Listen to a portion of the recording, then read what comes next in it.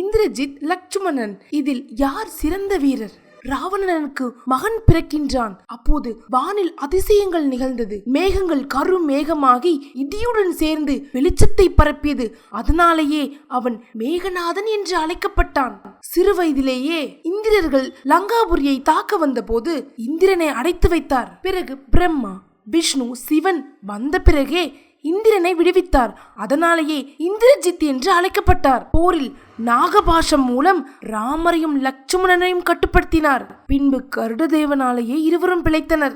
அடுத்தது லட்சுமணனை பிரம்மாஸ்திரம் கொண்டு கொல்ல முயன்றார். அனுமன் வந்தே காப்பாற்றினார்.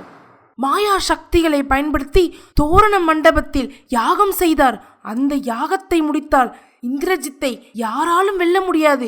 இதை அறிந்த விபீஷணன் யாகத்தை நிறுத்த சொல்ல இறுதியில் இந்திரஜித்தை லட்சுமணன் கொன்றுவிட்டான். இந்திரஜித் மிகச்சிறந்த வீரன், ஒரு சிறந்த போராளி.